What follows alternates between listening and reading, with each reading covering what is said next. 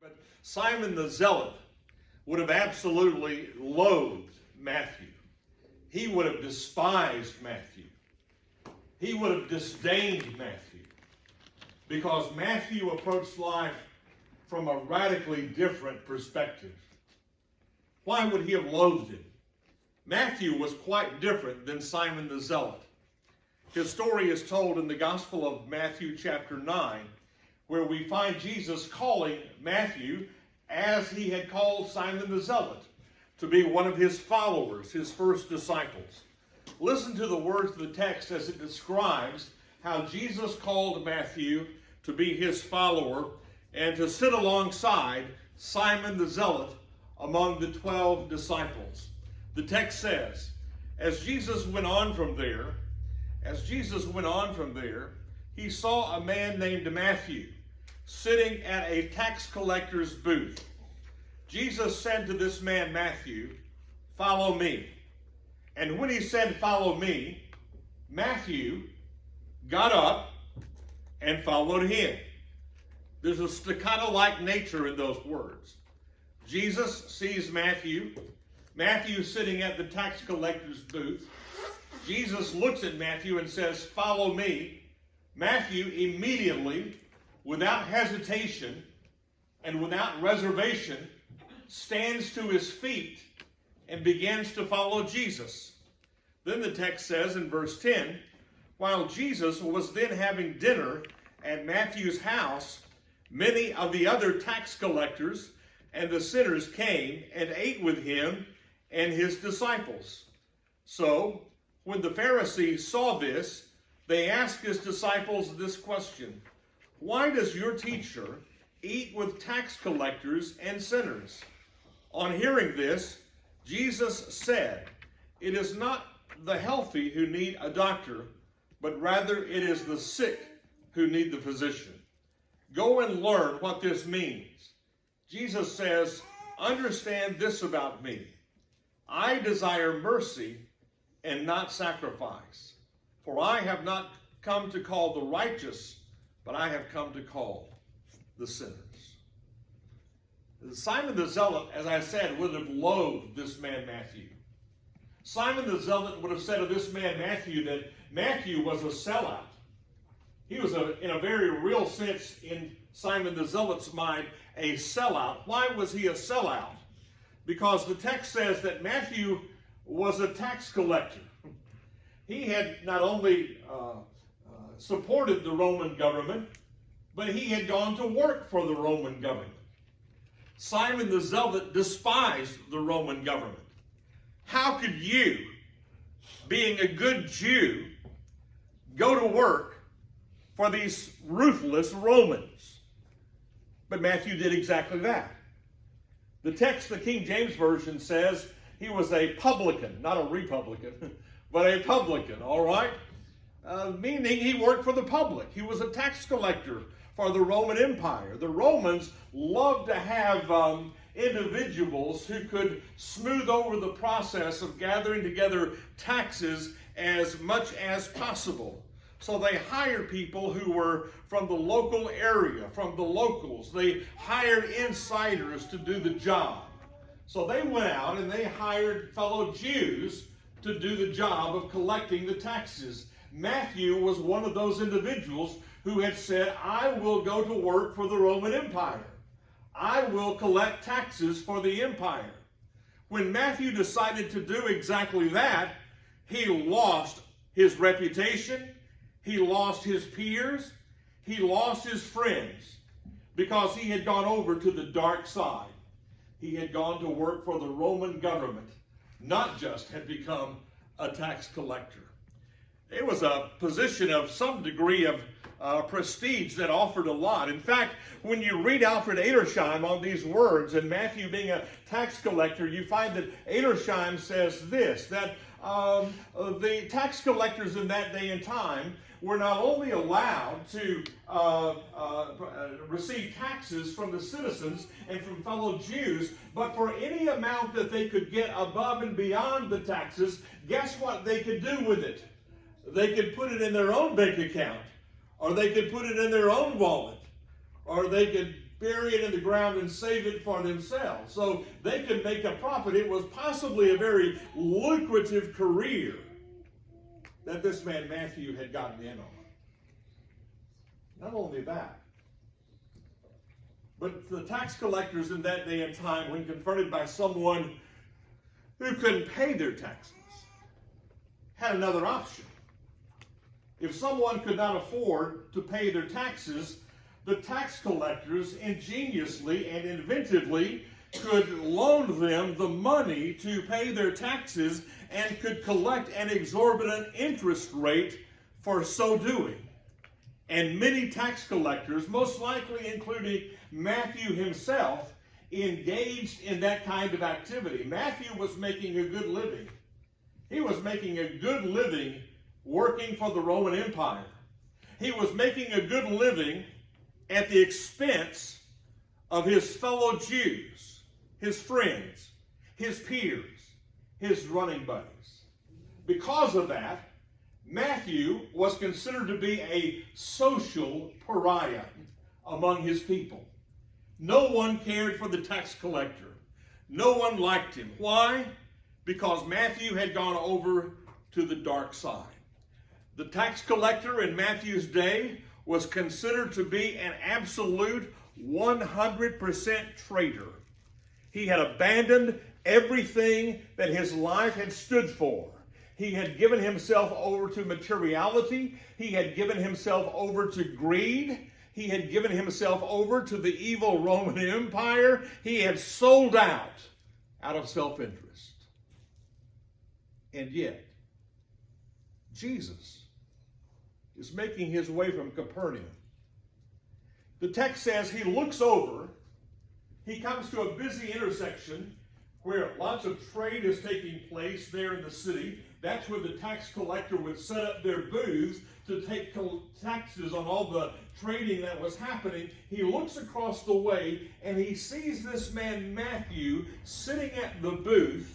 We don't know exactly what he was doing, but there's something really riveting about the way the text says it. Listen to the way that Matthew describes it. He wrote this gospel. Matthew's telling this story, oddly enough. Matthew himself, he says this: as Jesus went from Capernaum, he saw a man named Matthew sitting at the tax collector's booth. When you read that, you get the sense that there was some kind of isolation, loneliness. Matthew sitting there at the booth, disdained, abandoned, hated, despised. And yet Jesus looks across the way and sees this man Matthew.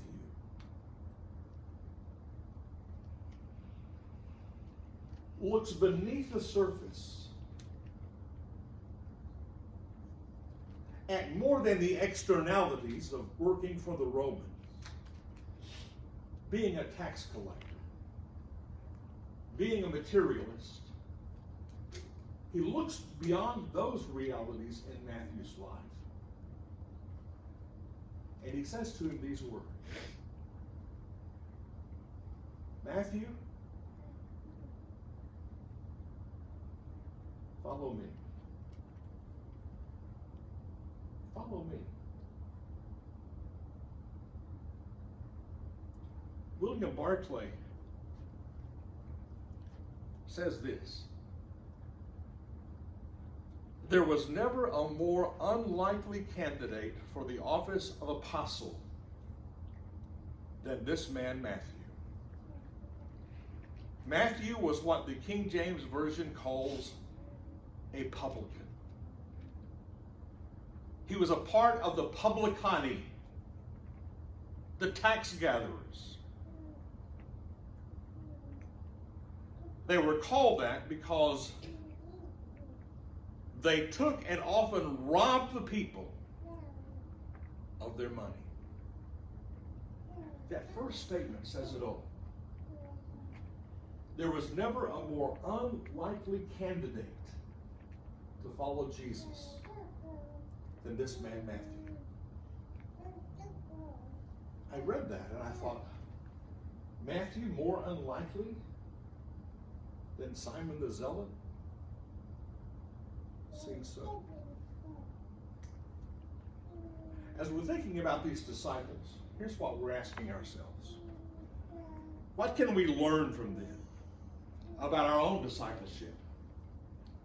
And I think the first thing that we can learn from Matthew is this: that when Jesus walked by and saw this man Matthew sitting at the tax collector's booth at this busy intersection, at that time, he saw a man who was occupied by what I would call isolation, alienation, and estrangement.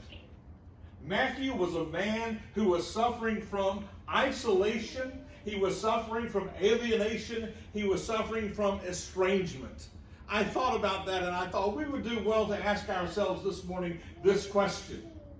Have we ever experienced those moments in our lives when we too experience, for whatever reason, some kind of isolation, some kind of loneliness, some kind of estrangement in life? Chances are you and I have. Just like Matthew. He was cut off from family. He was cut off from friends. He was cut off from his peer group. No one wanted to interact with him. No one wanted to be friends with him. No one wanted to be seen in public with him. He was sitting there at the booth at this busy intersection with all of the talk and all of the conversation and all of the hustle and the bustle. And in the midst of all of that activity, Matthew was nonetheless still alone. Alone. When Jesus looks at him and says, "Follow me." You know, the predicament of a tax collector must be tough, right? Think about that. How would you like to be a tax collector? You know, that's a tough gig, right? I mean, that's not the most popular gig in town, right? It's even worse than being a Baptist preacher, right? It's really tough. Being a tax collector is a tough gig. I had a friend a couple of years ago. I was sitting at home when we lived in the Orchard, and the phone rang about 10 o'clock one night, and it was a girl that I had gone to high school with that I had not spoken with probably since I graduated high school. She had been talking to another friend of ours by the name of Randy Conley, and she was pouring out her struggles to him, and obviously Randy didn't know what to do, and so guess what he did? Hey, here's Eddie Carter's phone number. So she called me and she was talking to me about her life and her family and her marriage and all of those things. And I said, "Well, Jan, what do you do for a living?" She says, "Well, I really don't like to talk about that." I said, "Really?" She said, "Yeah." I said, "Well, tell me what you do for a living." She says, "Well, I work for the IRS. I work for the Internal Revenue Service." And she says, "You know, when I go to gatherings and people say, what do you do for a living?" She says, "I'm so reluctant to say to them, I work for the Internal Revenue Service, because immediately when you tell them that, boom, it's over with." Right? That's kind of what Matthew was experiencing. Matthew, everyone knew that Matthew had gone over to the dark side. He was working for the Internal Revenue Service of his day. No one wanted to be his friend. He was experiencing loneliness, isolation, and estrangement as a result of those things. Have you ever experienced loneliness, isolation, estrangement because of the circumstances of your life? Maybe something happens. Maybe it's not that you're working for the IRS. Maybe it's not that you're working as a tax collector, but maybe there's some other convergence of events in your life, in your existence, in your person, that for some reason has cut you off from friends that you've had for a lifetime, that has cut you off from family that you've loved deeply, that has cut you off from an employer that you devoted your life to, that has cut you off from a spouse that you'd spent your life with. Well, that's where Matthew was. But let me add to that. Not only was he experiencing isolation, alienation, and estrangement, but he was experiencing those things because of his own decision. You think about that. Matthew was where he was in the midst of loneliness, alienation, estrangement, isolation, not because of what someone else had done, but he found himself in that predicament because of what he had done to himself. It was his own decision to go over to the dark side. Commentators speculate on why Matthew would become a tax collector. Why would he do that? Why would he make that decision? He had to know as a good Jew what was going to happen when he said, I'm going to go to work for the Roman Empire. It was not a secret that the Jews despised the Romans. Matthew had to know they were hated, and he also had to know this, that if he goes to work for the ruthless Romans, he's going to lose everything, including probably some of the deepest relationships and most meaningful friendships in his life. It was his own decision to go to work for the Romans. Say, Pastor, what are you saying? I'm saying this. Matthew's woundedness was a self-inflicted wound. Self-inflicted. He did it to himself. And yet,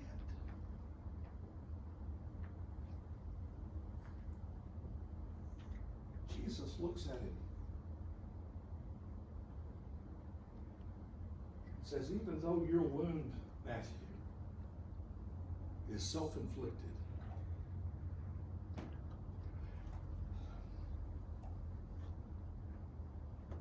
even though you knew better,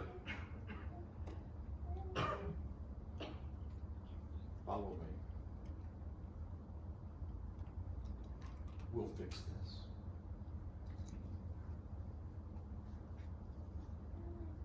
Sometimes our woundedness, you with me? Sometimes our alienation, our estrangement, is self-inflicted. Sometimes it's out of our control. It's because of what someone else did. But sometimes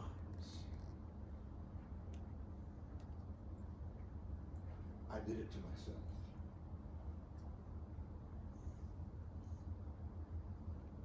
A friend of mine in seminary, David was his name. Man, he was smart. He was so smart. He was teaching while he was working on his PhD with me. He was part of the glitterati at the seminary. He was flying. He would fly to the Houston campus to teach. He would fly to the Oklahoma City campus to teach. He would fly to various campuses in San Antonio and in Austin to teach on Mondays, and then he would come back and study and teach. He was an up-and-comer. Calls me one day. Says, I really need to have lunch. So we set up a lunchtime. He was a good friend. He says, man, you won't believe it.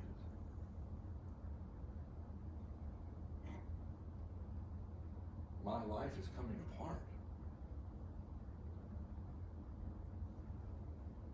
He says, I got involved in some relationship that I shouldn't have gotten involved in. with someone I met on an airplane.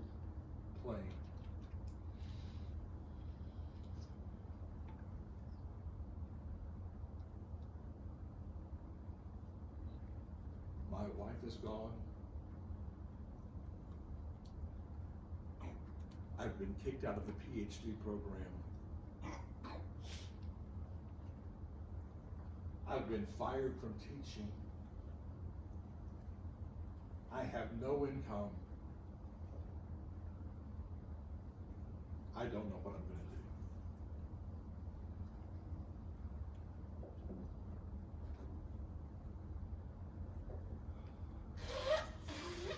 do. It was a self-inflicted wound.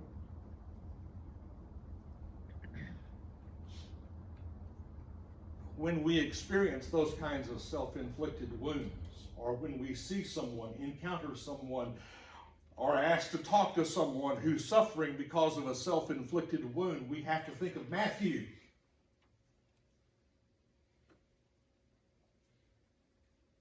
Because what did Jesus do with Matthew? He said, Matthew,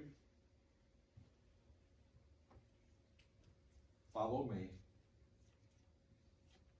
and we'll fix it. Sometimes we don't seem to deserve the grace of others. Sometimes we don't deserve the grace of forgiving self. And we need to remember the words of Jesus, who says this to us when we suffer from our self-inflicted wounds. It's okay. Follow me. We'll fix this.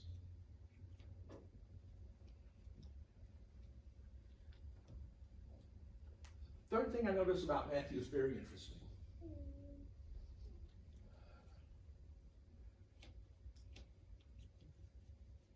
In the midst of his loneliness and his isolation and his estrangement, he's still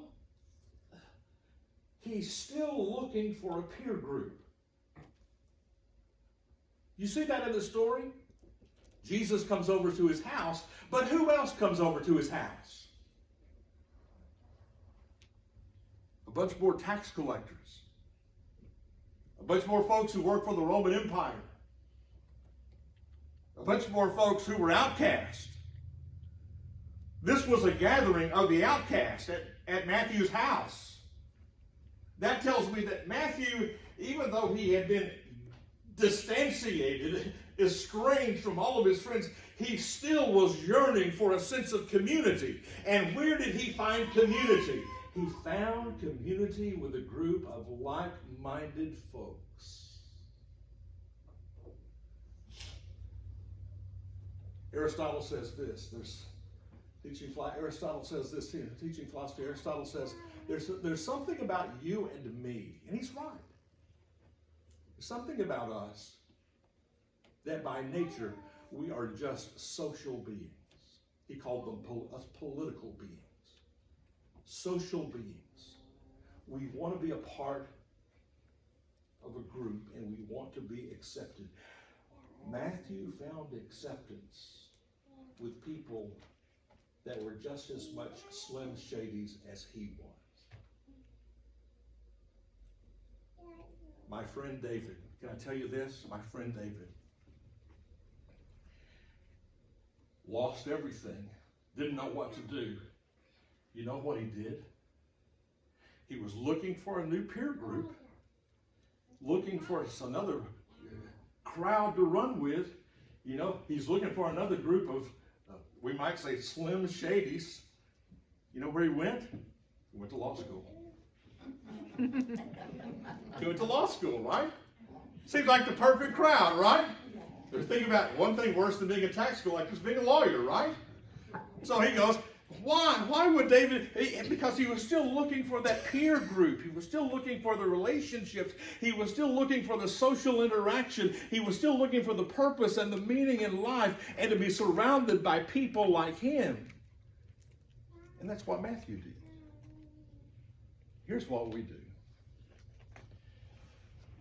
We say of someone maybe who's suffering from a self-inflicted wound, here's what we say, why do they run with those people? Don't we? Why do they hang out with those people? They know better than to run with that crowd. That's not helping their cause. We would say that about Matthew. Matthew, why do you persist in hanging out with this bunch of tax collectors? You know they're slim shadies. Do you know why he did it? Because that was where he found a sense of community. That's where he found it.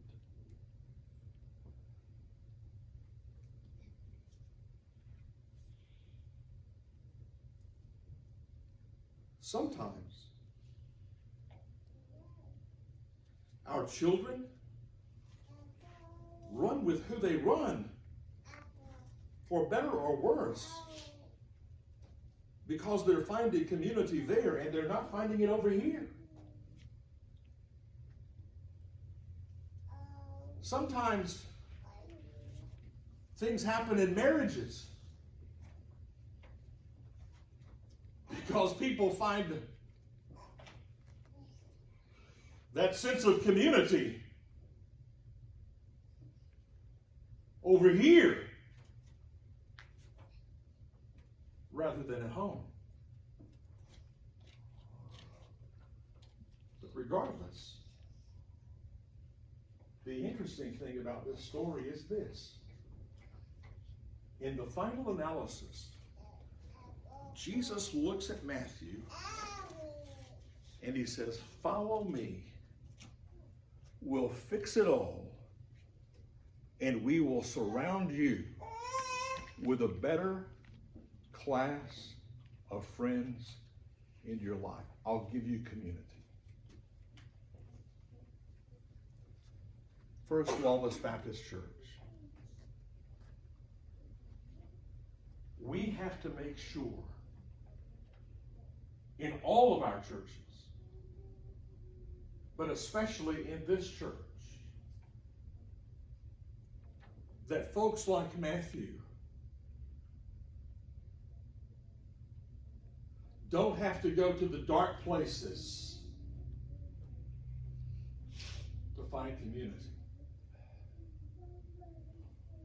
but that they can find acceptance and community and friendship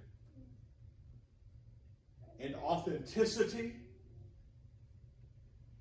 right here on this corner. Because that's the way Jesus worked with Matthew. Matthew, your life is full of chaos. But guess what? I've got just the place for you. Right here.